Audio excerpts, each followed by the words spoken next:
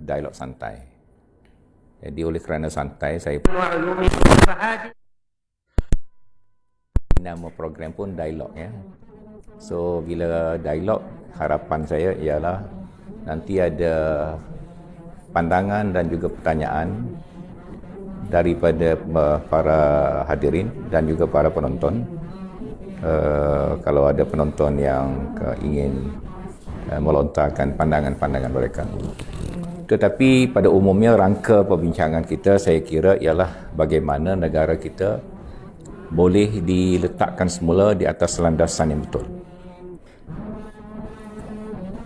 Ya, landasan yang betul ini bukan saja landasan politik, landasan ekonomi, tetapi juga landasan moral. Sesebuah negara yang kehilangan kompas moral, lambat laun akan runtuh. Negara memerlukan satu kompas moral yang kuat dan rakyat harus dididik untuk berpegang kepada prinsip-prinsip hidup yang betul. Dan kita semua tahu sebahagian daripada kita dalam ucapan-ucapan menolak pendekatan Machiavelli yang pada asasnya adalah sebenarnya dari satu segi adalah pendekatan yang pragmatik, tetapi pragmatik dalam frame moral, bukan pragmatik di luar frame moral. Baik dalam landasan ekonomi, kita semua tahu selain daripada perubahan kerajaan yang berlaku pada fikiran saya di luar landasan moral, kita pula dilanda oleh wabak yang sangat luar biasa yang memberi kesan kepada seluruh dunia, dan ini memberikan kesan yang struktural kepada masyarakat dari segi kehidupan mereka. Malam ini sebelum saya datang, saya ada makan mihun tadi di satu kedai dan ada 2 gelandangan hampir dengan tempat kami makan ya. Dan kita semua tahu di bandar-bandar di seluruh negara, bilangan rakyat kita yang terpaksa tidur tanpa bilik dan rumah, hanya menumpang teduhan bangunan-bangunan, tidak ada tempat untuk mereka mandi, tidak ada tempat mereka menyimpan aset ataupun harta milik mereka berupa pakaian-pakaian dan perkara-perkara yang mustahak bagi pribadi mereka. Dan rentas kesan ekonomi ini dirasai di seluruh negara. Tetapi pada masa yang sama kita lihat negara-negara tertentu masih dapat bergerak maju dalam pencapaian ekonomi. Kita lihat Indonesia, kita lihat Turki. Di Turki kita lihat berita-berita yang menunjukkan pencapaian teknologi mereka. Bahkan Universiti Turki menjadi antara 3 universiti terbaik di dunia. Masih dalam musim pandemik ya. Tetapi negara kita, kita lebih sibuk dengan pengukuhan kuasa pihak-pihak tertentu, dan kita telah hampir gagal secara berbanding dengan negara-negara yang telah dapat menguruskan ekonomi mereka dengan lebih mantap. Jadi saya kira dialog santai kita ini mungkin berkisar sekitar tajuk ini ya. Dan oleh kerana dialog ini juga dikaitkan dengan profesional anak Kelantan ya. Kelantan satu unit daripada dunia. Jadi nak tak nak kita boleh bincang juga apa nasib Kelantan dalam dialog kita ni. Saya mengalu-alukan permulaan dialog ni. Sekian, wassalamualaikum. Terima kasih untuk atas kata-kata tadi. Mungkin saya boleh memulakan. Sila. Soalan untuk negara kita dikala negara lain sibuk cuba menguruskan ekonomi menghadapi wabak pandemik yang berlaku. Tapi di Malaysia kita salah ataupun melakukan sesuatu yang tidak betul. Adakah tanggungjawab itu tidak patut diletakkan pada satu belah. Ini blok politik saja. Ya.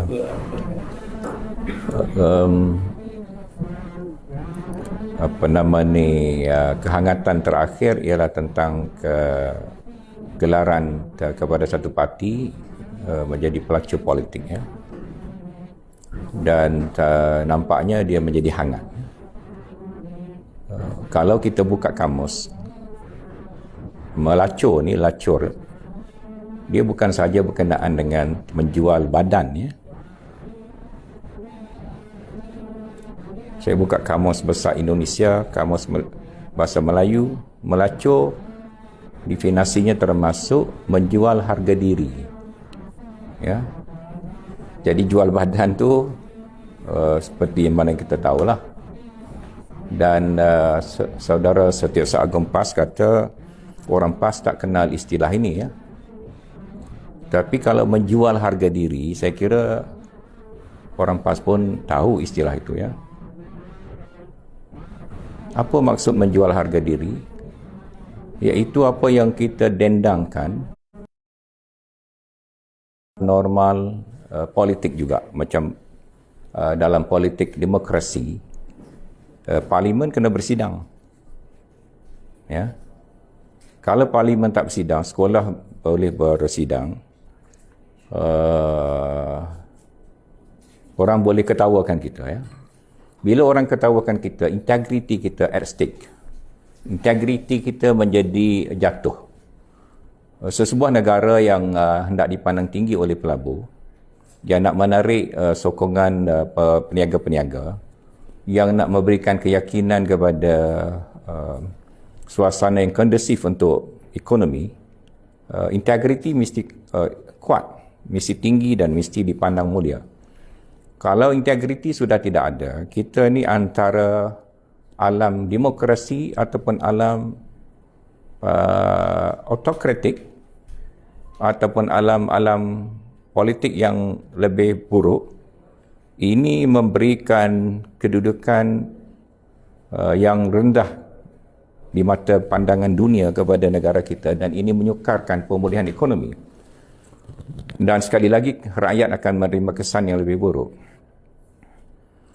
Parlimen bukan saja tidak bersidang, tetapi hujah-hujah yang diberikan oleh pihak-pihak nampaknya boleh ditertawakan, ya.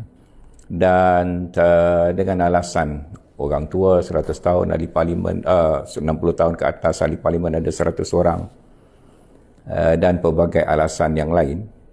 Dan kemudian datang pula satu ordinan yang meletakkan negara kita ni tak boleh kata kerajaan kita tak ada majoriti.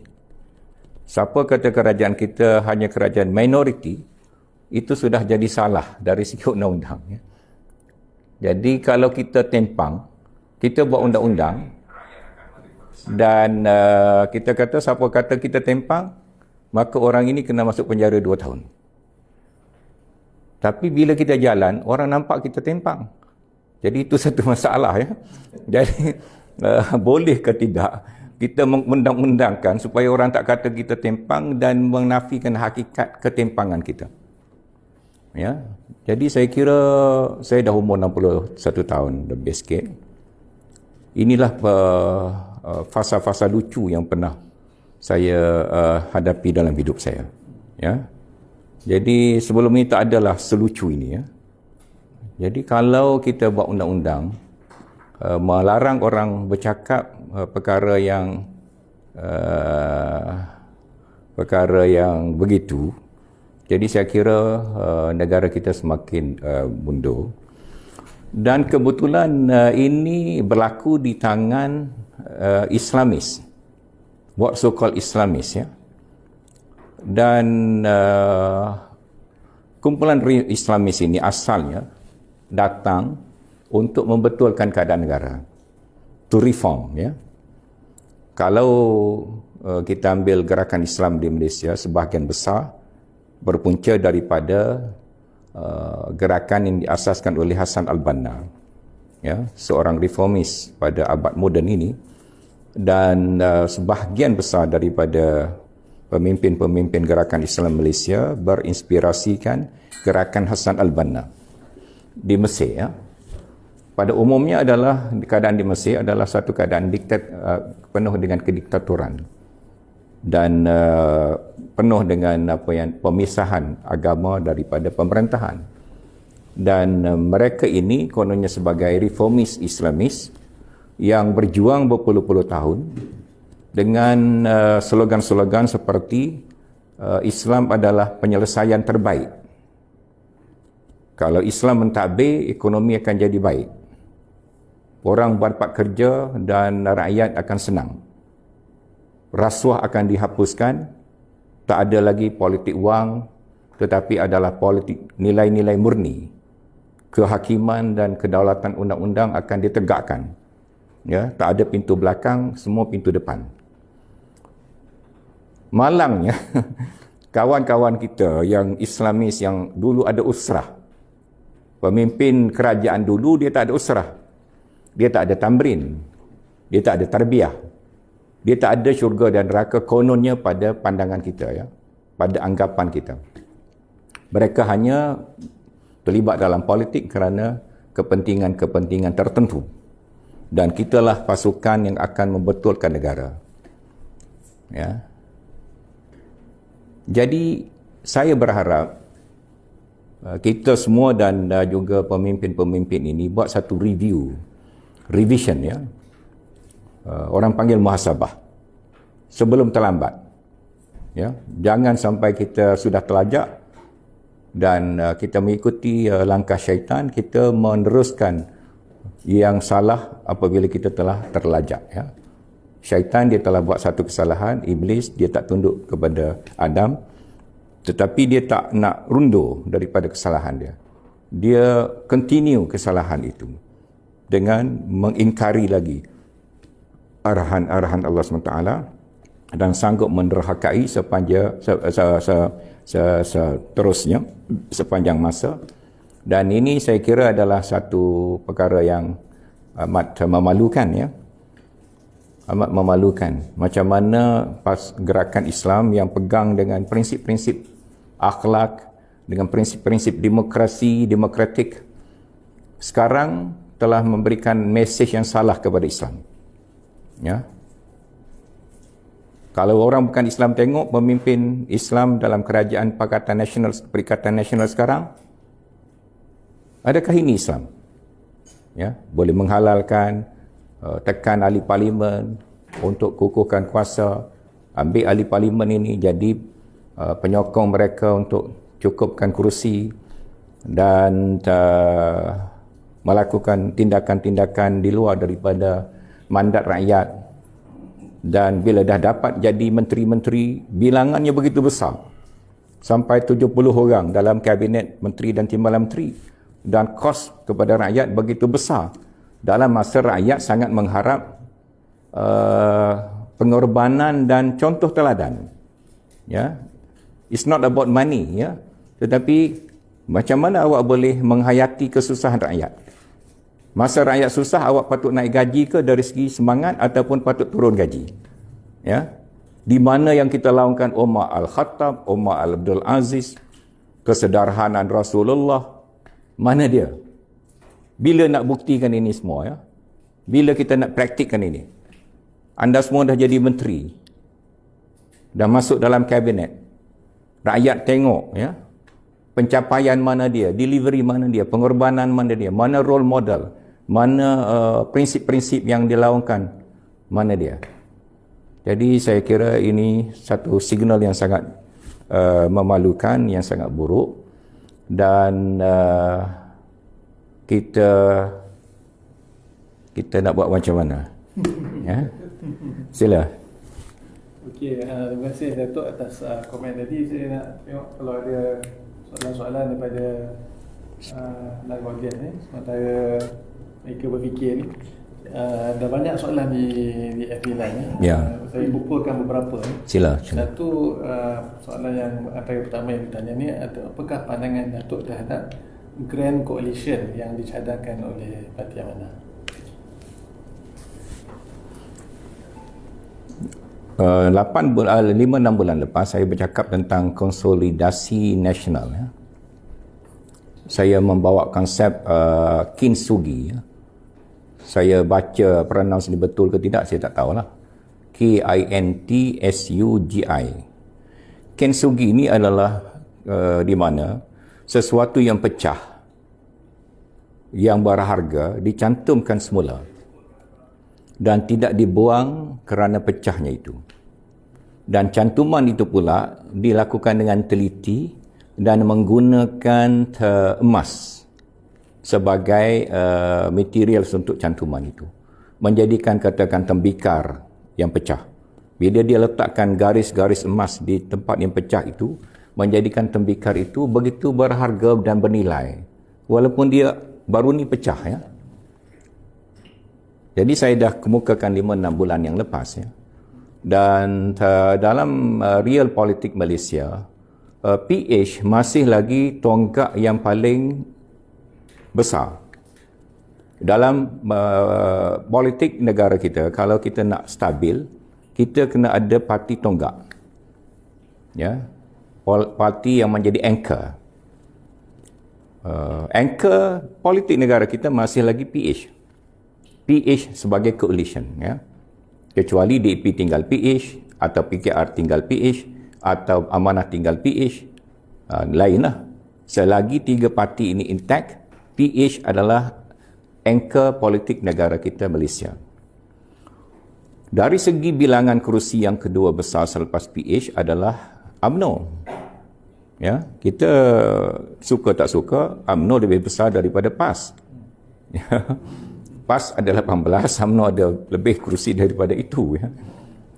Dan oleh kerana itu, apabila negara kita dalam keadaan pecah, hancur dari segi rangka politik, kita lagi bukan di atas landasan yang betul. Dari segi pemulihan ekonomi, kita tidak ada di atas landasan yang betul. Dari segi akhlak dan moral dan prinsip-prinsip murni, kita tidak telah tergelincir jauh. Adalah mustahak semua pihak mencari jalan mencantumkan kekuatan-kekuatan dengan parameter utama ialah meletakkan parti yang mendapat mandat sebagai parti memerintah negara. That is the first parameter, ya. The first principle, prinsip yang pertama. Get back the mandate kepada orang parti yang dapat mandat. Adapun PAS bersatu dan UMNO dengan dipimpin oleh Tan Sri Muhyiddin tidak ada mandat yang sah daripada rakyat. Ya, dalil dia yang paling besar, Tuan Guru Haji Hadi ni jiwa dia tak tenteram. Ya, saya bukan pakar psikologi, tapi kata orang psikologi, jiwa tak tenteram ini hujah dia tu sentiasa bertukar-tukar. Mula-mula dia kata langkah Sheraton adalah langkah tebuk atap. Bukan kita kata, bukan kita letak perkataan itu dalam mulut Tuan Guru Haji Hadi, tak ada. We never put this word into his mouth. Kuda tu sendiri yang kata, ya. Orang putih katalah dalam proverb orang putih, from the horse's mouth, gitu sendiri, ya. Kuda tu yang bercakap, dia kata ini kerajaan tebuk atap. Ya. Saya pun tak boleh imagine rumah macam mana yang boleh tebuk atap. Ya. Kalau rumah banglo susah juga. Maknanya rumah orang kampung, rumah orang miskin, atap dia atap zinc, dia masuk tebuk dalam tu. Dan dunia tahu, lama jargon ataupun slogan ini terpakai, tebuk atap, kerajaan tebuk atap. Kerana apa? Kerana nak neutralizekan, nak membetulkan anggapan kerajaan PN ini adalah kerajaan pintu belakang. So bukan pintu belakang, tapi naik ikut atap. So mana lebih teruk? Saya rasa it's better to go through the door rather than through the roof. Ya. Tapi nak menunjukkan Tuan Guru Haji Hadi ini dari segi tekanan jiwa, dia rasa tak sedap. Jadi kalau kerajaan tebuk pintu belakang sangat buruk, jadi kerajaan tebuk atap lebih baik.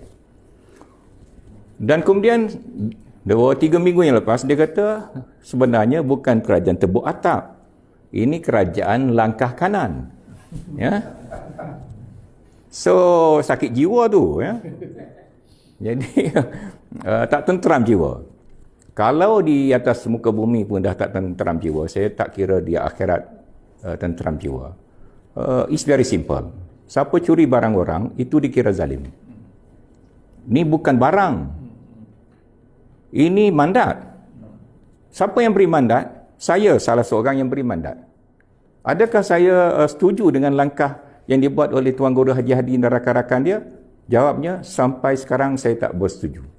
You already curi mandat saya. Saya tak akan reda. Berapa orang macam saya boleh angkat tangan lah dalam internet, ya. Dalam dewan ni tak ramai lah. Tapi dalam internet yang tonton ni boleh angkat tangan masing-masing. You agree or not? You setuju ke tidak kerajaan ni curi mandat awak? Setuju ke tidak? Tanya rakyat, tanya pengundi. Kalau jawapannya tak bersetuju dan memang itulah sebenarnya yang berlaku, so macam mana?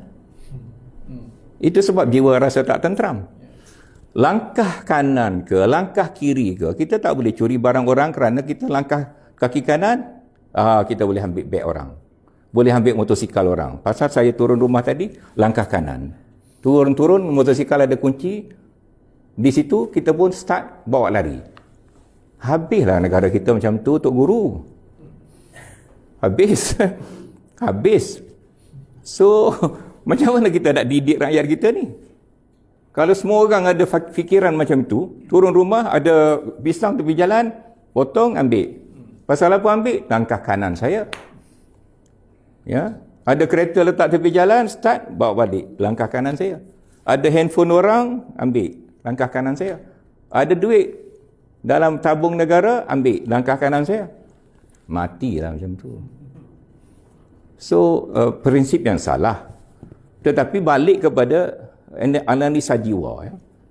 Pasal saya bercakap sikit analisa jiwa ni, pasal Menteri Besar Terengganu kata mental Tengku Razali tak sihat. Mentally sick, you see. The state of mental is need to be examined. Ya, kata saya baca dalam Star lah, sebab tu saya cakap Inggeris. Dalam Star buat laporan Yang Berhormat Menteri Besar Terengganu kata kedudukan minda Tengku Razali meragukan dan patut diperiksa oleh pakar-pakar. Ya. Jadi apa nama ni, dari segi masalah ini belum settle. Jadi Tok Guru Haji Hadi, walaupun dia kata langkah kanan, saya kira ini adalah bukti bahawa kerajaan PN rasa dia tidak duduk di atas landasan yang betul. Sila kalau ada soalan lain. Ada soalan. Saya ada soalan sambungan yang saya boleh jawab pada ni. Jadi kita bercakap pasal mandat tadi. Dan rakyat dalam PRU14 telah memberikan satu mandat lah. Seperti yang kalau kita umpamakan tadi, satu tembika yang cantik, yang molek. Dan apa yang berlaku ialah sebahagian daripada tembika tu, mungkin sebahagian daripada kita panggil pengkhianat, mereka lah yang telah memecahkan tembika tu. Dan diambil kesempatan oleh langkah kanan, langkah kiri, langkah tebuk atap musuh di belakang tadi kan.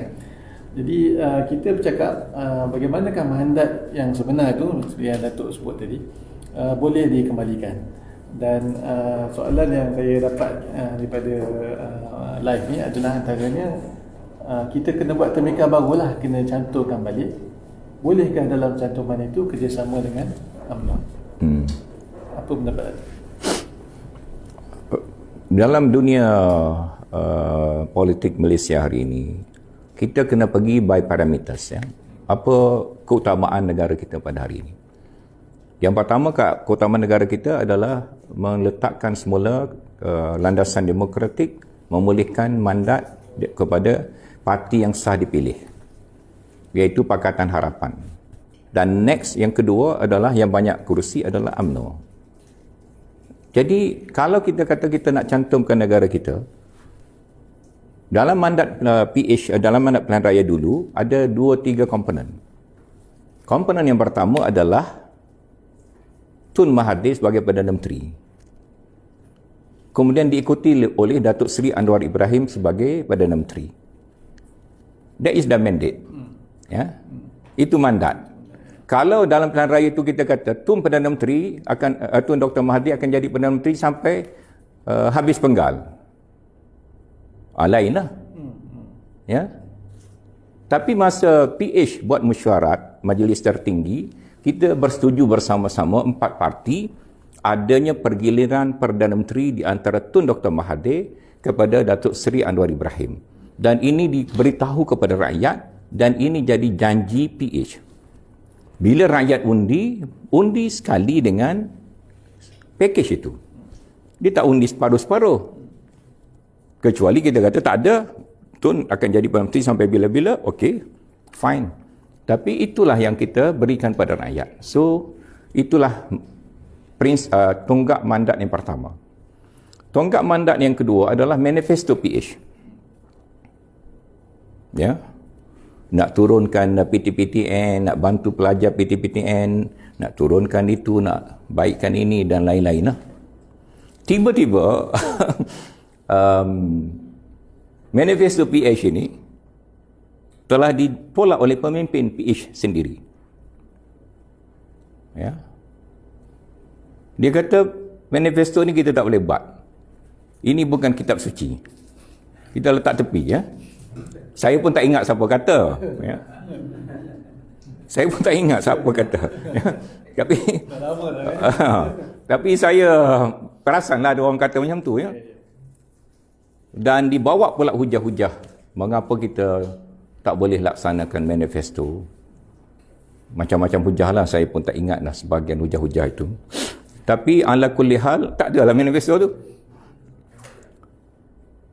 So kalau kita nak masuk pilihan raya semula, manifesto orang demikian, orang itu akan jadi pemimpin bersama-sama. Kita nak lancar manifesto baru, orang akan kata dulu manifesto bukan dah buang ke? So tak boleh nak mula. Ya. Kan orang ni kata manifesto tak boleh pakai, macam mana sekarang boleh pakai? Apa bukti pula manifesto akan datang orang benda tu boleh pakai?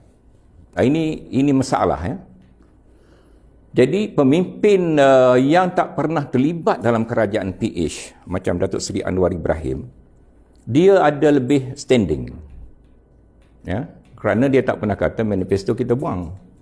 Jadi bolehlah kita lancar manifesto akan datang pilihan raya, ya. Kalau orang dah buang nak lancar tak boleh dah. Dia macam kita buat roket baru ni, kita dah roket kita dah buang tepi, nak buat roket baru siapa nak naik? Kalau tak ada manifesto masuk pilihan raya boleh. Tapi nak janji apa?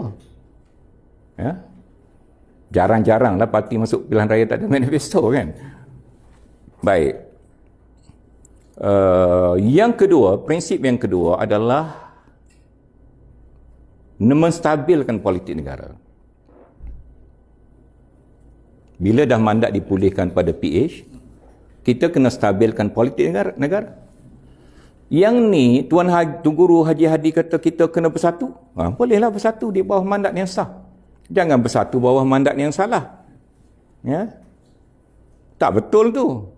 Awak curi mandat kemudian bersatu bawah awak. Mana ada macam tu? Ya. Kalau macam tu tutuplah balai polis. Perompak datang ambil senjata, okey saya dah ada senjata, duduk bawah saya semua. Tutuplah balai. Dia kena bersatu bawah balai tu. Ya. Jadi pas nak bersatu, kalau Datuk Seri Anwar Ibrahim jadi Perdana Menteri, silakan. Tan Sri Muhyiddin nak bersatu, silakan. Datuk Seri Azmin nak bersatu, silakan. Tun Mahathir nak bersatu, silakan. PAS nak bersatu, silakan. PBS nak bersatu, silakan. Warisan nak bersatu, silakan. Di bawah mandat yang sah yang telah dipilih oleh rakyat.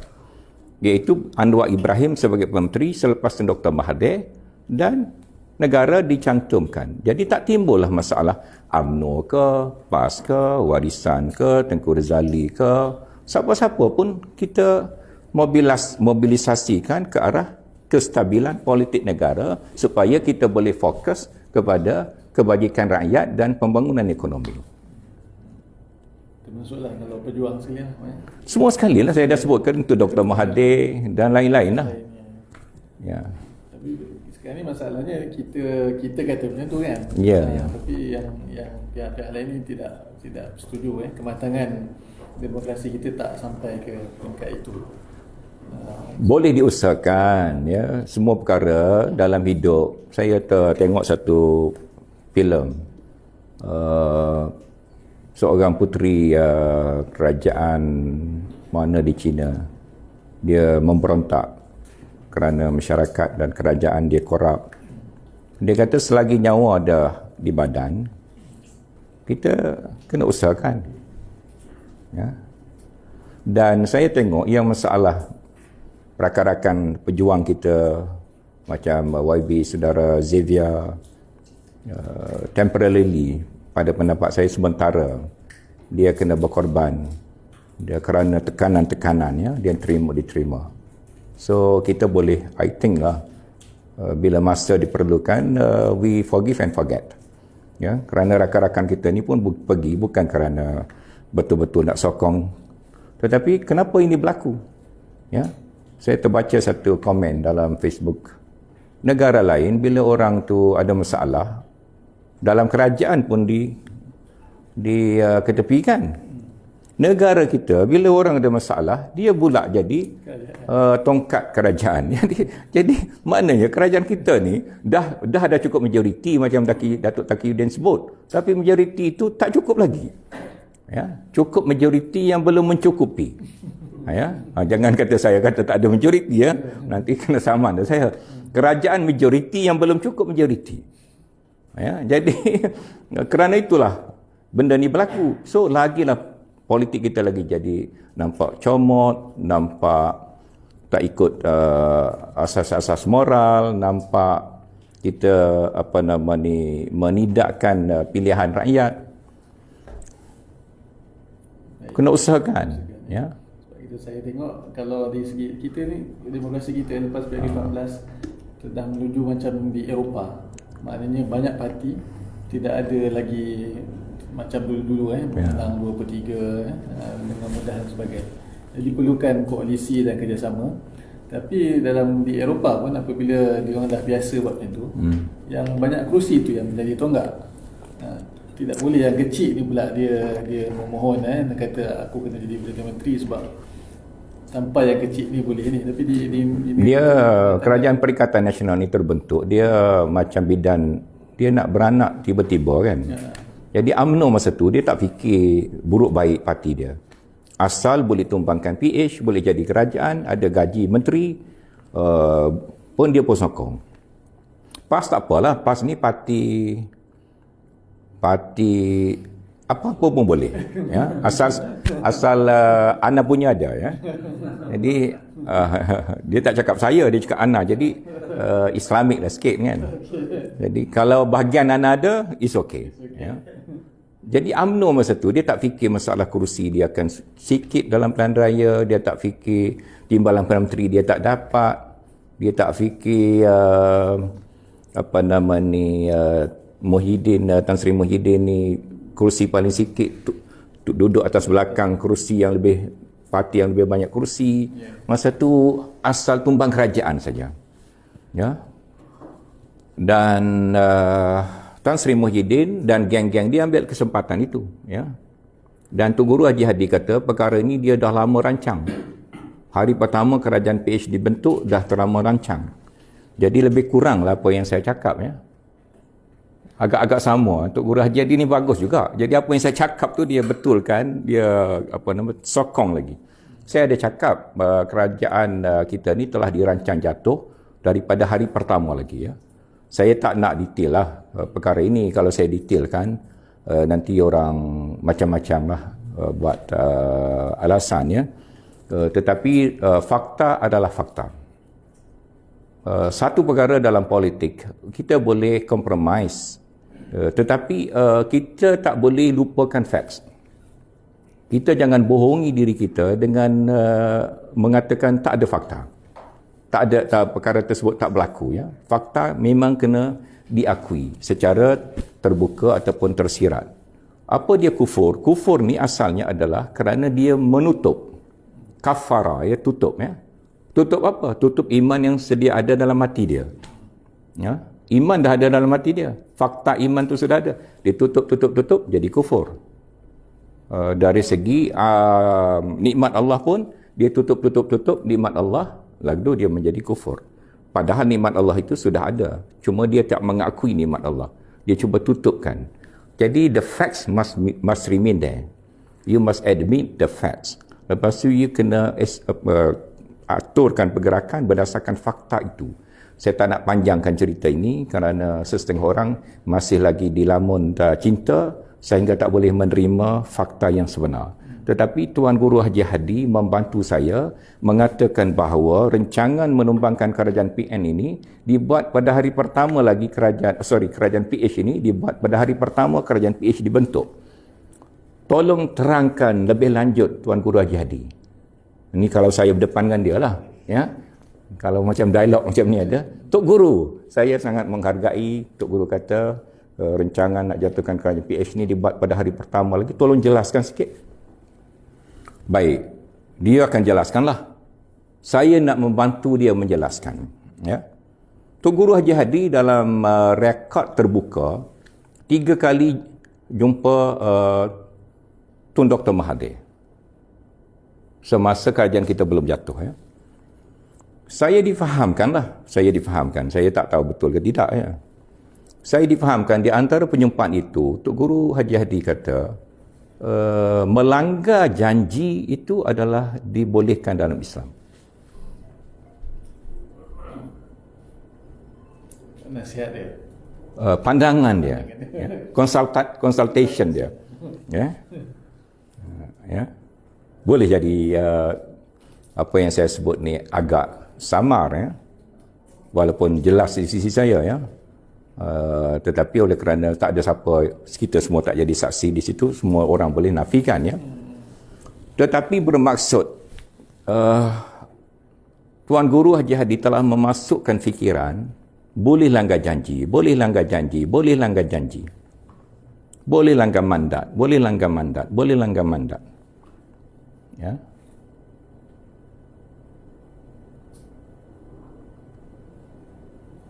Jadi balik pada soalan tadi, saya terlupa dah soalan dia.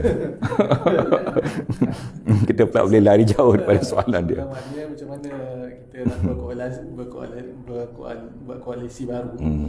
Sedangkan maknanya yang kecil, yang tonggak tu yang paling banyak.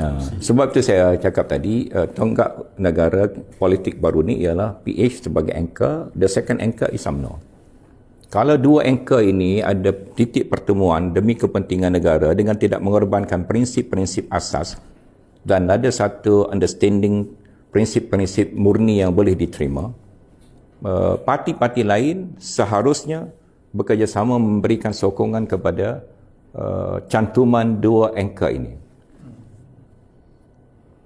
Realistik pada pandangan tu dua anchor ini. Saya ni pemerhati luar saja, ya. Tetapi what supposed to become realistic ialah semua parti ni dia kena ada survival dia. Apa kunci survival UMNO? Ya. Takkan UMNO nak tengok parti dia mati. Ya. Jadi survival UMNO adalah bilangan kerusi yang dia boleh tandingi akan datang dan bilangan kerusi yang dia boleh menang. Ini pada pendapat saya kunci. PAS pun macam itu. PAS walaupun dia cakap kita ni kena jangan dihasut oleh syaitan, siapa nak berpecah tinggal Perikatan Nasional itu kerja syaitan, tak? Tapi tang kerusi dia tak kira syaitan, dia kira malaikat juga. So kalau PAS dah ada 18 kerusi, kalau kita kata Tuan Guru boleh tak bagi kepada UMNO 8 kerusi supaya UMNO tak merajuk, tak keluar daripada perikatan? Dia tak akan bagi. Ya, walaupun dia belajar sekolah pondok, dia pergi Azhar, dia pergi haji tiap-tiap tahun, tapi kalau nak ambil kerusi dia tak bagi. Ya. Kalau bagi, saya angkat tabik lah. Ya. Jadi kerusi lain tu pun dia nak lagi. 18 dia tak puas hati. Dia nak lagi tambah kerusi dia. Jadi makna dia apa? Maknanya survival parti politik dalam dunia demokrasi adalah kerusi yang dia pegang dan kerusi winnable yang dia akan dapat. Dalam masalah inilah pertindihan berlaku di antara UMNO dan Bersatu khususnya. Ya. Iaitu sebahagian daripada kerusi Bersatu ini datangnya daripada Parti Bersatu sendiri, tolak Tun Dr. Mahathir, Amiruddin, apalagi Syed Saddiq, Mazli dan Mukhris dan seorang lagi Syaharuddin kan. 6. Yang lain duduk dalam Bersatu. Kemudian datang daripada PKR, Datuk Seri Azmin dan rakan-rakan termasuk Datuk Kamaruddin Jaafar, bekas Setiausaha Agong Abim yang banyak usrah tulis buku tentang prinsip-prinsip akhlak, moral pun join. Ya? Lepas tu datang pula parti UMNO. Parti UMNO tak apalah. Dia survival of the fittest.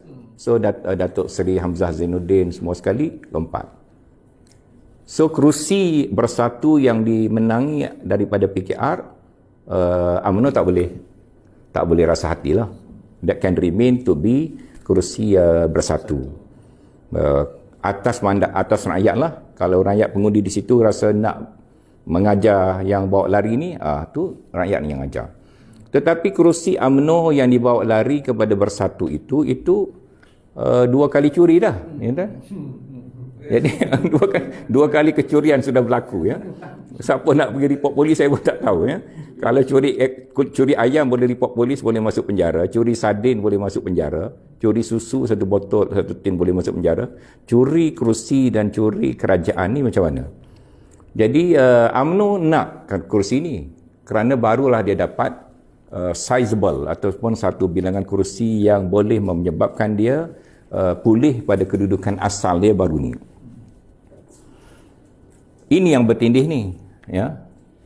Baik, dalam statistik kita lihat kalau sekarang ini UMNO strike sekarang ini, jangan dia strike lambat lagi. Pasal politik Malaysia ni sangat kejam. Satu segi sangat kejam, ya, kejam. Jadi kalau kita naik satu tangga, tunggu 3 minggu naik satu tangga, tunggu 2 minggu naik satu tangga, lepas tu tangga tu pula kita nampak pada orang, ini tangga kita. Perhimpunan Agong UMNO 28 hari bulan Mac. Orang dah nampak tangga kita. Dia akan pancung kita sebelum kita naik tangga. Itu perang biasa saja. Jadi yang salah tu pasal UMNO tunjuk tangga-tangga yang dia nak naik dan dia pula ikut jadual tangga tu nak dinaiki. Satu macam nak pergi meminang. Tak ada macam tu, ya. You must strike pada masa musuh-musuh anda masih belum bersedia dan anda mempunyai kekuatan. You must strike at that point of time. Baik, jadi UMNO lebih mustahak menentukan hala tujunya dengan lebih cepat daripada parti-parti lain dalam negara kita pada hari ini. Bagaimana kalau kita pasti kalau ada soalan daripada rakan-rakan ni? Ada Tuan Jazman? Sila, tak ada. Masuk tajuk ke tidak saya ni? Masuk. Takut saya tak masuk tajuk. Relevan. Kalau penyelesaian tu adalah PRU. Baik. Kalau PRU berlaku, UMNO, keputusan Majlis Tertinggi UMNO setakat yang diumum kepada ramai, ini yang saya kata tangga tadi, ya. Dia kata UMNO akan kekal dalam kerajaan sampai parlimen bubar, barulah dia pun nak buat langkah dia sendiri, ya. Pada perkiraan saya, Kalau ada 3 penjuru, kita sudah ada model angka-angka 3 penjuru, ya, PAS, UMNO dan PH. Tetapi pilihan raya kali ini, bila UMNO tak ada kuasa sekarang ataupun dia tak ada kuasa dominan dan dia telah dilihat parti yang kalah, yang tak ada kerajaan, kalau pergi 3 penjuru macam itu, kedudukan UMNO lebih lemah, ya. Tetapi kalau UMNO ada rakan kongsi yang baru yang diatur dengan bijak dan tidak semestinya sebagai coalition tetapi sebagai rakan strategik yang disusun baik, UMNO boleh menambahkan bilangan kursinya. Dan saya nampak parti yang pertama akan menerima musibah ialah Parti Bersatu. Ya, termasuk Parlimen Paguh pun tidak semestinya selamat. Ya. So UMNO kena tahu ni kekuatan dia. Ya. Dia kadang-kadang UMNO ni dia dah jadi macam panik sikit, ya. Dan dia terbelah-belah jadi kluster menteri, kluster tu. Kluster menteri pun kalau UMNO back to power, menteri dulu yang datang untuk kata saya sokong, ya. Dan apa jadi dengan Parti PAS? Ya, Parti PAS saya duk kira-kira lah, paling tidak dia kena hilang 7 kursi parlimen, ya. Dan UMNO mungkin ada peluang mentadbir semula Terengganu, ya. Dan apa jadi dengan Kelantan, ya? Kelantan ni kita simpan dulu lah, ya. Banyak soalan Kelantan. Saya nak tanya. Okay. Soalan lain boleh tanya lah. Yang ni saya simpan dulu lah. Jadi macam ni lah. Pemimpin kerajaan PAS Kelantan boleh duduk relax lah, ya. You duduk relax. Menang lagi lah, insyaAllah. Okey dah terjawab satu soalan tu. Balik pada kerjasama tadi. UMNO kalau dia masih nak kerjasama dengan PAS, bagaimana? UMNO dengan PAS tinggal persatu. Persatu tidak declare kan? UMNO dengan PAS je. Bersatu tak letak tepi. Dalam pilihan dia akan datang. Menarik juga tu. Ya. Tapi PAS dia tak akan buat macam tu kot. Setakat perjumpaan pemimpin 3 parti minggu lepas, saya difahamkan PAS masih berkeras supaya UMNO remain dalam kerajaan dan menghormati Bersatu dan bertolak ansur dalam hal kerusi dengan Bersatu, tetapi mungkin sebahagian daripada 13 kerusi itu akan diberikan kepada PAS, kepada UMNO, ya. Tetapi pada pendapat saya, UMNO pun dia dah buat kiraan dia. Jadi kalau dia bersendiri, kalau dia bersama dengan rakan yang lain, kerusi yang dia akan perolehi dan negeri-negeri yang dia akan dapat takbir adalah lebih besar daripada apa yang ditawarkan oleh Bersatu Azmin dan juga PAS. So ini adalah berkenaan dengan kira-kira, ya. Berkenaan dengan kerusi. Jadi maknanya bersama PAS ataupun PAS dan Bersatu itu lebih merugikan untuk UMNO. Ya, tapi kalau PAS dengan Bersatu dengan UMNO saja, saya kira agak mustahil. Sebab itulah datangnya istilah laco tadi tu, ya. Bukan laco badan, ya, jangan salah faham. Bukan takkanlah orang PAS nak pergi melacur, bukan macam tu, ya. Tetapi pendirian PAS yang meletakkan kepentingan di partinya lebih tinggi dan mengorbankan rakan-rakan kongsinya kerana kepentingan jawatan, habuan dan kedudukan, itu yang pada maksud saya, yang saya faham sebagai pelacuran politik. Yang dimasukkan oleh ya. Tengku Razali. Dan apa yang disebut oleh Tengku Razali itu disambut dalam 3 bentuk oleh pemimpin PAS. Taqiyuddin kata tak payah layan. Syamsuri kata Tengku Razali pun gila juga. Sama gila dengan orang lain. Yang ketiga adalah kena tulis surat pada Tengku Razali. Kalau dah tulis surat pada Tengku Razali, ini peluang Tengku Razali jawab surat itu. Jadi saya menyokong langkah menulis surat pada Tengku Razali. supaya dapat dijawab dan Oh, dijelaskan. supaya kita boleh tengok apa jawapan Tengku Rozali. Okey Datuk, banyak soalan tentang Kelantan ni. Jadi salah satu yang ditanya ni, bolehkah PAS terus menang ataupun menguasai Kelantan? Dan Datuk dah jawab tadi. Saya suka PAS rasa seronok dan dia boleh kekal jadi kerajaan. Di Kelantan. Kalau kerjasama UMNO dan PH di Kelantan? Biar dululah, bagi PAS menang dululah. Jadi jangan kelam kabut lah, boleh menang lagi lah. Bagaimana, ada soalan tentang Parti Amanah khususnya prestasi di Pantai Timur. Apa pendapat Datuk? Bagaimana Amanah boleh maju di Saya pun ahli Parti Amanah. Jadi kalau saya bagi markah pada parti saya sendiri, nampak bias lah. Ya. Kalau saya bagi A, orang kata, oh pasal dia ahli amanah. Kalau saya bagi C, oh dia kata Husam ni dah nak keluar amanah masuk PKR.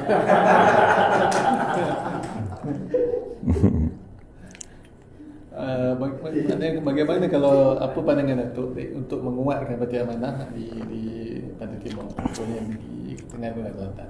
Saya tak tahu macam mana nak kuatkan Parti Amanah. Tetapi dalam pengalaman saya, dalam dunia politik negara kita dan dalam strategi perang, clarity adalah penting. Ya? Kejelasan. Walaupun salah, tak ada masalah, tapi kena terang. Kalau kita kata apa salah, pendirian amanah nak macam ni, agak salah, tak apa. Diberitahu kepada setiap lapisan pimpinan, ahli-ahli. So kita bergerak ke satu arah. Kalau betul pun, jalanlah yang betul. Jadi kalau kita ada dua arah, macam bayangkanlah, apa tujuan kita lantik satu imam?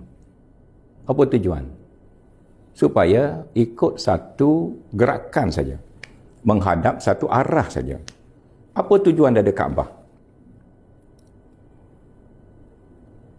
Supaya semua umat Islam hadap satu arah. Ya. Dan kadang-kadang kita duduk jauh, kita tak tahu arah kiblat yang betul, tak ada masalah. Bila imam menghadap ke situ, menghadap semua. Dan dikira sah semayang dia, pasal ijtihad menghadap satu arah tersebut. Tapi kalau kita semayang, imam rakaat yang pertama menghadap ke sebelah sini, rakaat yang kedua dia pusing sebelah sini, mati kita. Tak boleh jalan. So clarity is very important. Jadi saya ni agak fobia. Maaflah ya, nak buat macam mana ya. Dalam masa saya belajar di Universiti Melaya, kita ni masa tu Datuk Seri Anwar Ibrahim masuk UMNO. Jadi ada 3-4 macam ya. 3-4 macam. Masa tu saya ABIM tu. Saya ABIM. Dalam ABIM ada 2 macam. Masa tu kita panggil ABIM yang jelas, ABIM yang tak jelas. Ya. This is history, Ben. The history is repeating, you see. So Dr. Kamil Majid ni adalah ABIM yang jelas masa tu. Ha? Rakan-rakan saya yang lain tu, yang budiman, maaflah, sekarang kita dah combine balik ya. This is what history. So Salahuddin Abdullah, menteri sekarang ni, masuk dalam kumpulan ABIM tak jelas. UMNO pun tidak, tak UMNO pun tidak. Ya, Anwar Ibrahim pun tidak, tidak Anwar Ibrahim pun tidak. Sampai akhir dia jadi macam tu. Okay? Dia masuk PKR sekejap, jadi setiausaha sekretariat PH, Anwar keluar daripada penjara, bla bla bla bla. Dia jadi menteri kabinet kerana PKR, kerusi PKR, nama Anwar Ibrahim dalam kempen, dia pro Anwar Ibrahim, orang pun sokong dia.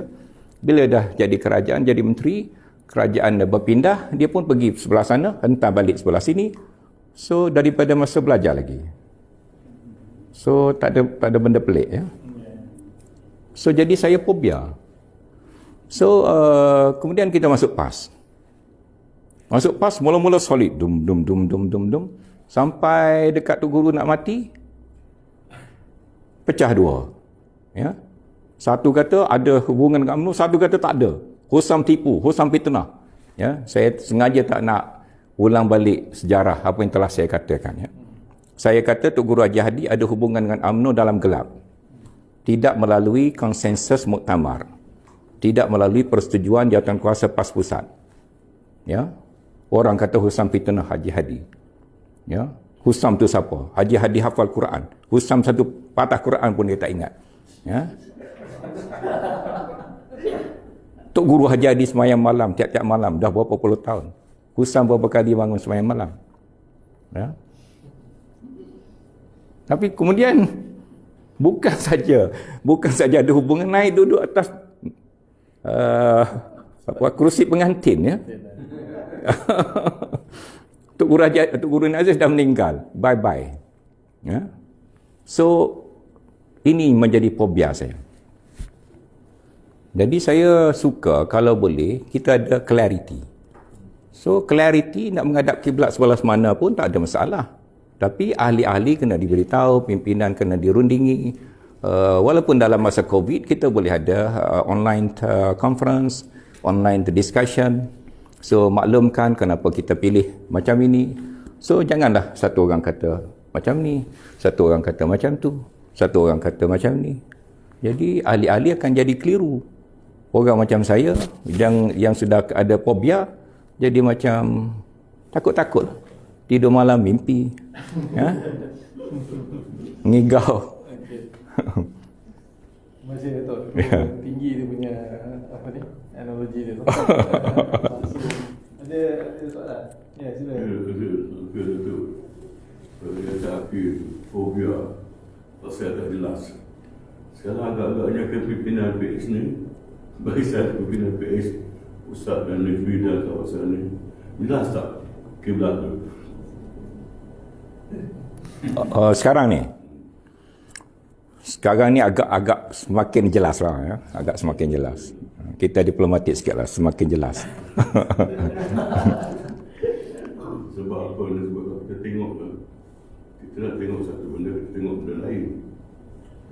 Umpamanya semalam DAP, kehadirannya sangat luar biasa pada perhimpunan.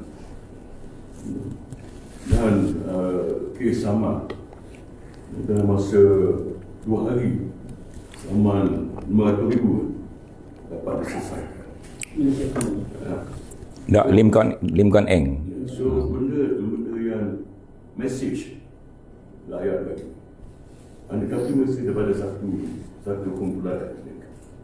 Datuk bawa kepada satu pahaman bahawa sekarang insya-Allah kepimpinan PS sudah jelas mana kita nak, siapa tu akan bawa kita. Dan harapan kita ialah supaya negeri dan kuasa bersama.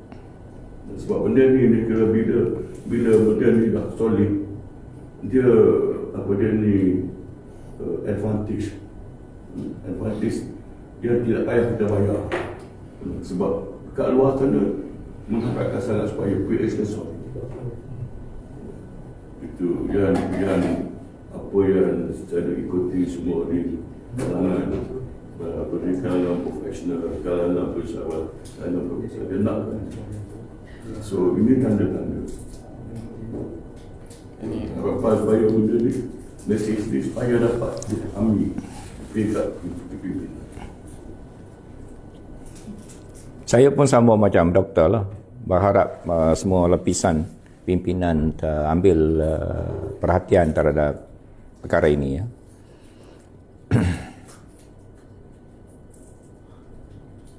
Gam yang nak digunakan tu tak bertelingkah kita.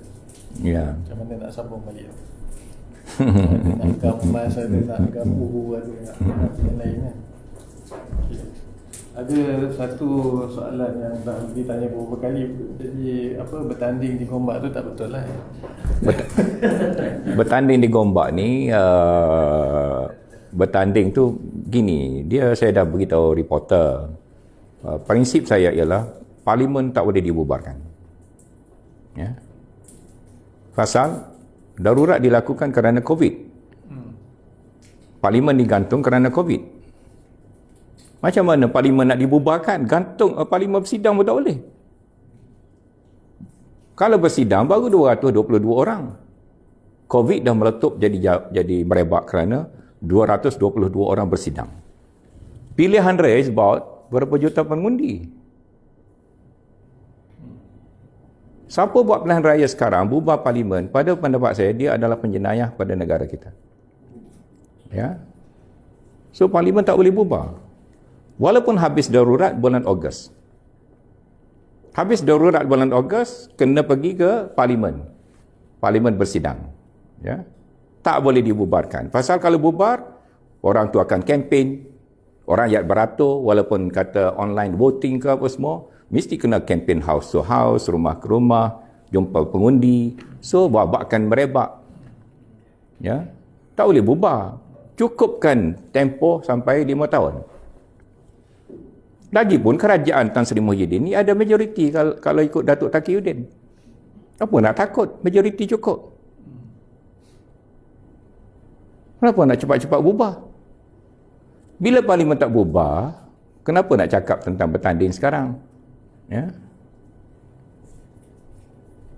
Kalau ada kerusi Gombak tu dah tak ada tempat lain saya nak bertanding, tak ada masalah. Ya. Banyak kursi lain tu. Kalau tak ada tempat lain lah. Ada soalan dia ni. Cakap tentang pembubaran pilihan raya tu, Datuk fikir boleh ke dibuat parlimen bubar dulu negeri, don't buat ni masa yang lain? Baru ni saya difahamkan Datuk Ni Ahmad dah beritahu Kelantan tak ikut parlimen kan. Pada kebiasaannya, pada praktik konvensionalnya, dia dibubar bersamalah. Tapi kenapa ada negeri-negeri takut nak bubar sekali? Pelik juga ya. Saya rasa sebagai rakyat tak popular lah kalau tak buat sekali. Yalah, Pilihan raya kan. maknanya dia nak duduk lagi ke, dia kurang berani nak beri pilihan raya.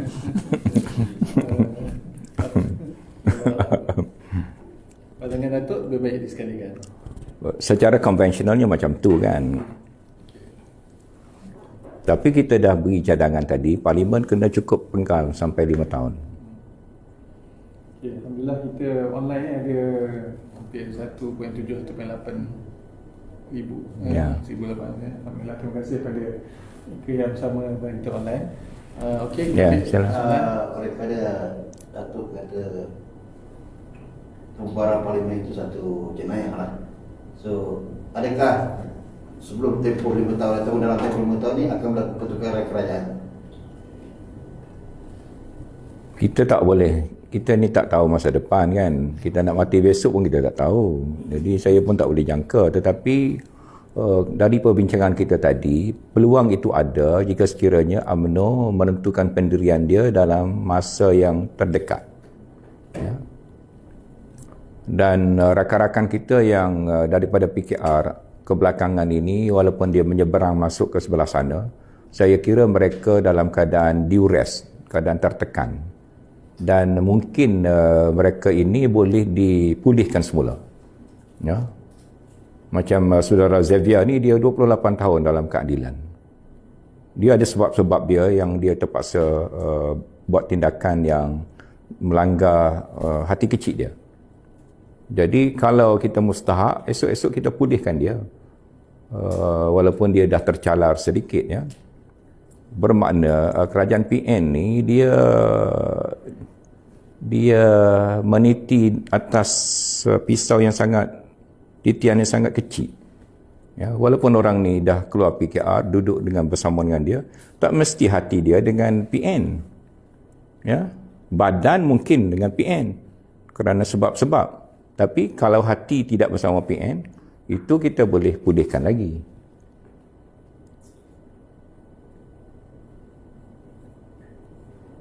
Tak semesti bila dia dah lompat ke sebelah sana, dia tak boleh lompat ke sebelah sini pula. Ya. Walaupun tidaklah digalakkan lompat-melompat macam tu. Tetapi saya nak beritahu, PN sendiri tahu, ahli parlimen yang dia ambil ini pun tidak semestinya duduk dengan dia setiap masa. Kerana orang ni pernah dah ada pengalaman lompat kan. Jadi lompat-melompat tu jadi secondary dah lah. Kalau tak ada pengalaman rasa seriau, boleh ke kan. I dah lompat sekali. to turn back is normal lah. Okey. Silakan ada soalan ni. Ada satu soalan pandangan, apa pendapat Datuk tentang Tun Mahathir dan Pejuang? Apakah jangkaan masa depan usaha Tun Mahathir dan Pejuang? Tun Mahathir ni saya sangat hormat dia lah. Dan dia sangat menitik beratkan strategi dalam tindakan dia. Dalam usia yang sebegini, I think yang paling penting bagi Tun Mahathir adalah nama baik. Nama baik. Takkan dia nak mati dengan nama yang tidak baik, kan? So sebenarnya semasa dia jadi Perdana Menteri atas tiket PH, dia sudah menempuh satu jalan untuk meninggalkan nama baik sebagai strategis ulung, sebagai bapa perpaduan negara, sebagai orang yang tidak ada kepentingan semata-mata hanya untuk negara, kepentingan dia. Saya sangat agak terkilan kerana he maybe miss that chance forever. Ya. So dia mungkin akan kehilangan peluang seperti itu untuk selama-lamanya. Mungkin, ya.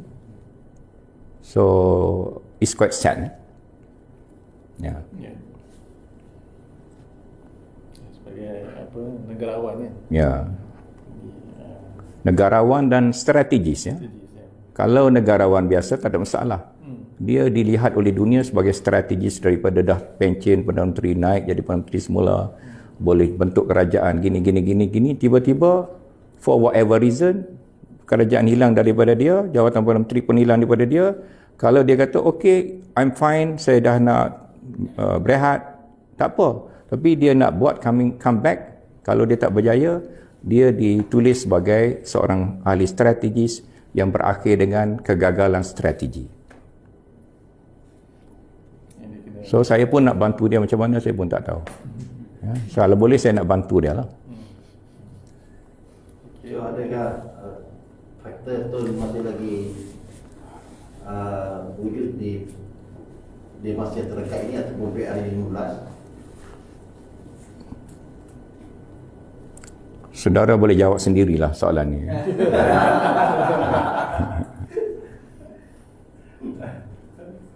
Berdasarkan survey yang dibuat oleh Sina dan Sinchu tu, Ya. dari parti Pejuang kita tidak mendapat banyak pandangan sokongan. Tiap-tiap parti dia mesti ada apa yang dia nak jual pada rakyat. Ya. Apa strength dia. So selling point dia apa dia, ya. So dalam marketing, saya tidak mahir sangat dalam marketing. Mungkin orang lain lebih mahir. Mungkin parti Berjuang ni dia ada selling point dia, mungkin dia tak ada.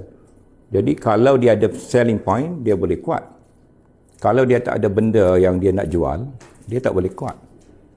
Kemudian promoter dia. Kalau promoter tu pernah jual barang dan orang semua trusted dia, lagi laris lah. Tapi kalau promoter tu barang yang dia jual dulu ada default, ada benda-benda yang tak baik, dia nak jual barang baru, saya rasa payah sikit orang nak beli. Jadi yang ni saya tak ada kajian khusus. Saya tak boleh nak buat satu telahan. Tapi mungkin pakar-pakar marketing, pakar-pakar apa nama ni, dia lebih patut berikan pandangan lah. Menganalisa. Ya. Okey. Kita ada 15 minit ni lebih kurang sebelum kita pergi. Jadi kalau ada soalan, saya rasa dapati di Facebook lain banyak soalan berbalik kepada apa yang Datuk sebut tu. UMNO kena tahu bila nak strike. Jadi soalan yang kemudian, kenapa UMNO masih tak menarik diri daripada Perikatan Nasional? Saya belum jumpa pemimpin UMNO. Kalau saya jumpa pemimpin UMNO, memang saya nak tanya soalan ni. Pandangan Datuk ataupun kemungkinan Pandangan saya secara spesifik saya tak tahu. Tetapi dalam kita baca sejarah-sejarah, pemimpin-pemimpin akan buat keputusan bila dia clear minda dia. Kalau dah clear minda dia, terjun ke dalam laut pun orang sanggup. Ya.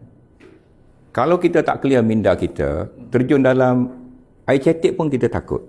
Entah ada buaya, entah ada ular, entah ada lubang, kan? So saya tak tahu dalam kes UMNO, ya.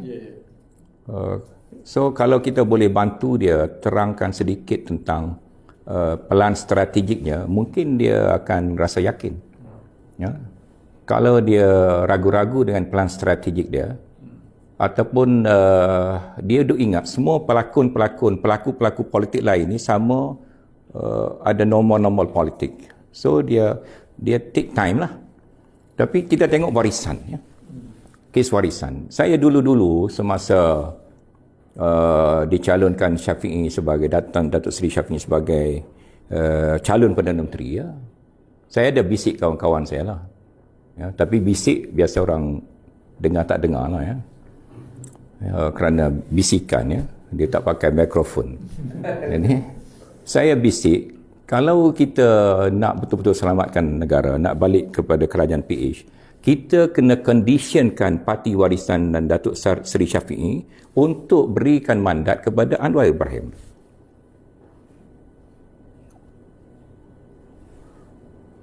Kenapa? Itu adalah untuk kebaikan warisan dan Datuk Seri Syafiee juga. Politik negara kita ni, bila kita tak ada norma politik dan kita pergi pada scheme of things, ya, skema membeli belah ahli politik menggunakan ugutan dan jawatan. 9 orang ahli parlimen warisan tu, bila kena suluhan matahari, ais ataupun air batu tu dia cair, ya, melting. Dia tak boleh nak tukar aset dia 9 ahli parlimen kepada cash, ya. Jadi aset tu akan diminishing, ya, turun nilai. Sampai masa sekarang tinggal berapa? 5. 4 dah seberang. Saya tak ingat. 2 dah seberang atau 4 dah seberang. Tapi dah ada yang seberang, kan? Ada ura-ura kata seberang, kan? Kerana kita sudah salah beri harapan kepada Datuk Seri Syafiee bahawa dia patut jadi Perdana Menteri. Walaupun dia hanya ada 9 ahli parlimen. Anwar tak boleh jadi Perdana Menteri walaupun dia ada 39 ahli parlimen. Saya rasa metod tu salah, ya. Patut kita condition Datuk Seri Syafiee terima Anwar Ibrahim cepat-cepat, sama-sama sokong Datuk Seri Anwar Ibrahim. Dengan itu 9 orang ahli parlimen warisan dapat dikekalkan, ya. Jadi kerana sedikit kesilapan konsep, kita sudah kehilangan peluang tadi, ya. Kita dah menjadi air batu yang semakin cair.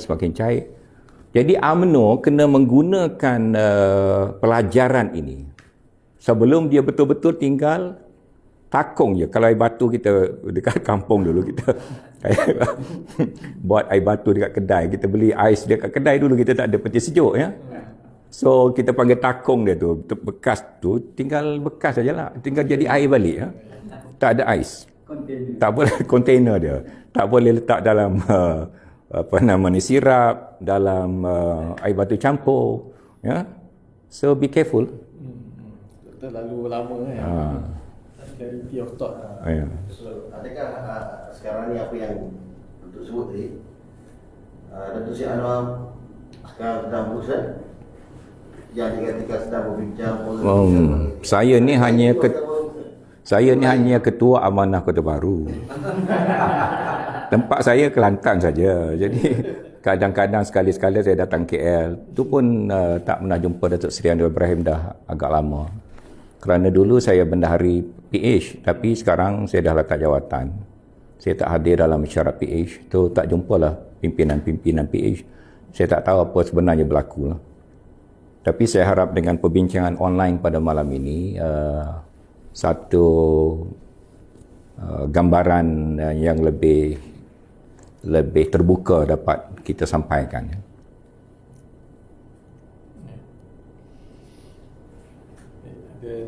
Ada soalan lain? Kita buka. Mungkin terakhir lah. Ya. Sila. Kebelakangan ini, terutamanya khusus kepada parti mana lah. Pemimpin ada lompat masuk PKR dan sebagainya, apa pandangan tu?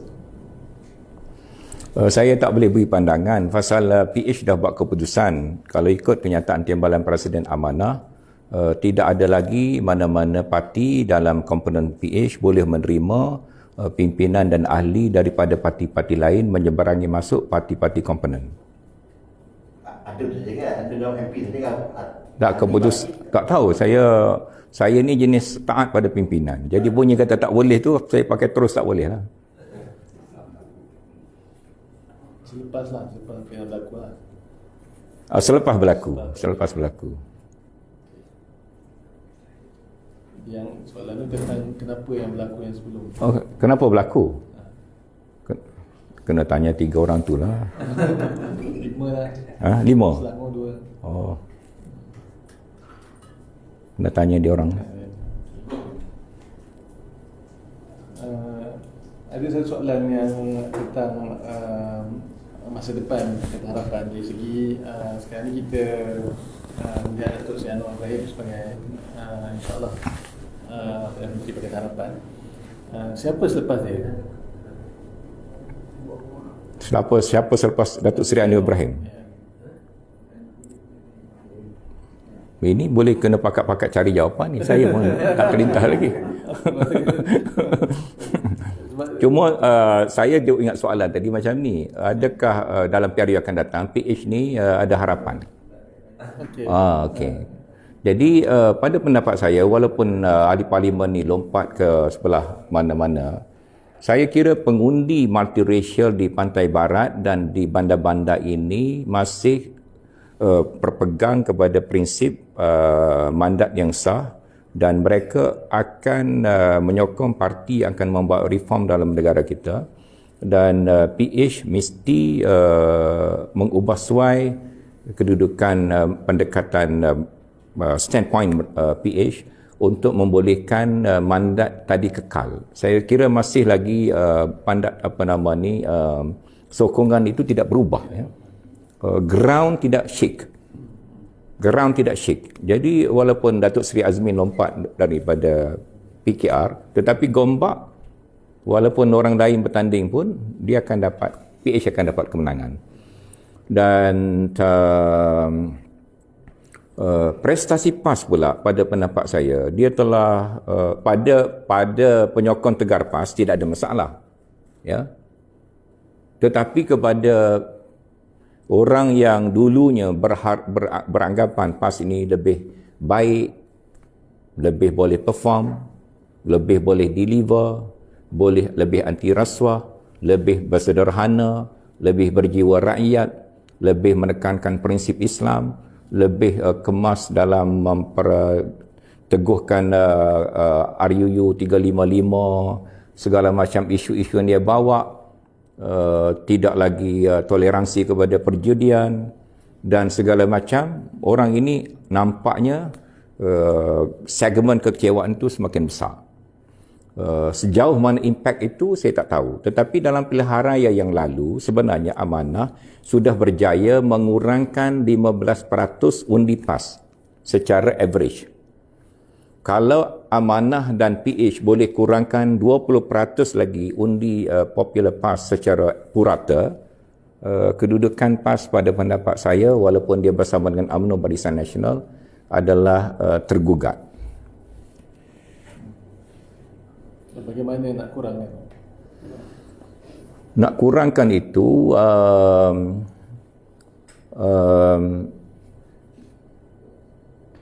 oleh kerana masa dah tamatnya. Jadi cara-cara nak kurangkan tu kita boleh lanjutkan dalam sesi dialog-dialog yang lain. Ini strategi ya, betul. Okey, strategi itu. Soalan akhir lah. Itu apa ni? Dari segi kita lihat pandangan umum seolah-olah PH kesediaan untuk bersama PH itu masih buka. Tapi kalau kita lihat kepada aktiviti yang dibuat oleh kerajaan, apa juga aktiviti yang dibuat oleh kerajaan di peringkat kementerian dan agensi, nampak sangat dari sini menurun.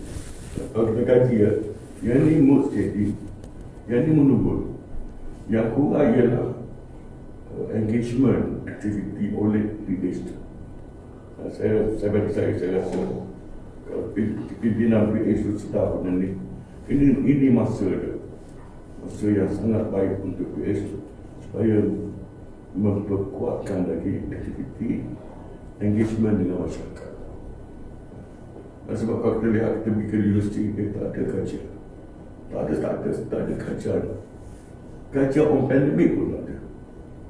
Sedangkan di negara luar sekarang, dia dah kaji kesan jangka panjang pandemik. Di Italy, di Jerman, di UK, dah ada dah sekarang. Macam mana bentuk kesan dia pada struktur ekonomi dan sosial. Salah satunya ialah berpandu kepada kes lepas kehilangan kerja. Orang susah nak kerja, tiba-tiba dia nak diminta untuk bekerja balik. Buat berbeza kesan. Dah ada dah kajian tu. Tapi kita di Malaysia ni, semua benda tak ada. So, bagi saya, dua benda tanda. Satu, PN tidak ada kemampuan untuk nak bawa benda ni. Tapi dalam satu yang lain, mood kepada PH itu meningkat. Masih lagi steady. Yang tak ada pada kumpulan B40 ke M bos ini, aktiviti PH, engagement activity itu perlu dikemaskan, dimantapkan lagi, diperbanyak. Itu Baik, saya kira kita dah sesi akhir ya. So kita nak gulungkan ya. So macam Dr. Hanafi sebut ya, it's about ekonomi ya. Kalau kita tengok Turki, dia walaupun dilanda sama dengan kita, bahkan kadar jangkitannya jauh lebih besar ya, tetapi dia move forward ya. Dia dah hasilkan traktor elektrik yang pertama di dunia ya. Dia hasilkan benih-benih yang baik. Dia hasilkan yang universiti yang saya sebutkan tadi adalah University Technical ya, bermakna advancement dalam bidang teknikal berlaku. Dan untuk menjanakan ekonomi kita pada era sekarang ini, kita tak boleh berpisah daripada kemajuan teknologi ya. Katakan teknologi telekomunikasi. Kalau kita ada satelit kita sendiri yang canggih dengan satelit moden yang ada di serata dunia macam teknologi Rusia dan lain-lain, kita akan jadi world player dalam bidang communication. So ekonomi kita akan naik. Dalam bidang ke IT, Indonesia dah ambil kilang membuat bateri untuk komputer dan smartphone yang lebih berjenama dan tahan lama. Ya, saya kira ini boleh kita atasi dengan baik kalau kita ada perancangan. Walaupun kita ada COVID-19 tak boleh ke mana-mana, tetapi kita boleh dapatkan teknologi ini melalui perbincangan secara maya. Tetapi 8 hingga 9 bulan kerajaan PN mentadbir, kita tak nampak apa-apa direction ke depan ya. Kita tak nampak. Katakan Menteri MITI kita ya, apa yang berlaku dalam 9 bulan ya. Yang dia komen dalam tweet dia adalah 1+1 +1 kekal tenang. So it's nothing. Tak ada kena-mengena dengan ekonomi Malaysia, tak ada kena-mengena dengan rancangan masa depan ekonomi negara, tak ada kena-mengena dengan pencapaian dan program-program baru ekonomi ya. So saya rasa kita kehilangan arah ya. Kehilangan arah. Dan bila Perdana Menteri kita pergi ke Arab Saudi, dia berbangga dapat 10,000 kota haji. Tapi Saudi tak benarkan orang pergi haji katanya tahun ni kan. Jadi kota haji yang kita dapat 10,000 ni kita simpan saja. So tak adalah benda yang membanggakan sangat. Patut kita bincang juga perkara-perkara yang lain yang boleh menunjukkan ada kerjasama ekonomi yang praktikal. Dan kalau begini bentuk kerajaan PN ini, saya takut Malaysia menjadi macam Kelantan, bukan Kelantan menjadi macam Malaysia. Boleh faham tak? Maksud saya, Malaysia akan jadi semundur Kelantan. Dan ala kadar, take for granted, dalam comfort zone, orang lain salah, kita betul, tapi tak ada kemajuan berlaku, tak ada air, 40 tahun lagi boleh selesai, jangan bimbang. Longkan tersumbat, ini biasa longkan tersumbat. Sampah tak kutip, lori kerajaan persekutuan tak bagi peruntukan. So, semundur Kelantan di bawah PAS. Yang kita nak Kelantan jadi semaju Malaysia semasa dulu, ya. Kalau semasa sekarang pun tak maju juga, ya. Jadi bila kita lihat Kelantan menjadi begitu, dia ada sebab dia. Dia bukan dicapai dalam satu hari, ya. Kerana rakyat suka pilih parti yang memperjuangkan Islam, tidak memperhitungkan masalah substans perjuangan Islam itu, tetapi kulit luarnya, gembar-gembur 355-nya dan segala macam. Dan di Malaysia pun, pemimpin yang mentadbir PAS di Kelantan, sekarang mentadbir Malaysia. You just imagine. Ya? Datuk Taki dulu Esko Kelantan. Sekarang dia Menteri Paling Kanan. Tok Gora Haji Hadi pernah mentadbir Terengganu. Sekarang dia Menteri Timur Tengah, ya. Dan Datuk Tuan Ibrahim tak pernah jadi dalam kerajaan, sekarang jadi menteri. Jadi saya takut Kelantan, Malaysia akan jadi Kelantan. So saya tak tahulah baik atau tidak, tapi kesian lah kan.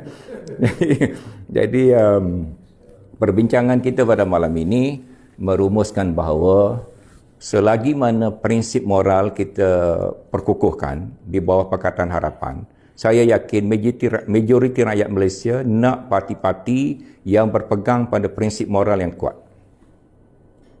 Sekian, wassalamualaikum warahmatullahi wabarakatuh. Terima kasih kepada Datuk Usha Musa di atas sesi dialog santai pada malam ini bersama dengan ramai yang bersama kita AFP lah. Masih banyak soalan yang masuk, tapi kita minta maaf. Lain kali sesi kedua digombak, digombak. Sesi kedua digombak. Jadi terima kasih kepada semua yang ada pada malam ini. Terima kasih setia bersama kita. Minta maaf jika ada banyak soalan yang tidak sempat dijawab pada kesempatan yang ada. Jadi kita ucapkan terima kasih sekali lagi dan jazakumullah khairan. Kita tangguh untuk tutup majlis kita dengan tasbih farah dan surah Al-As.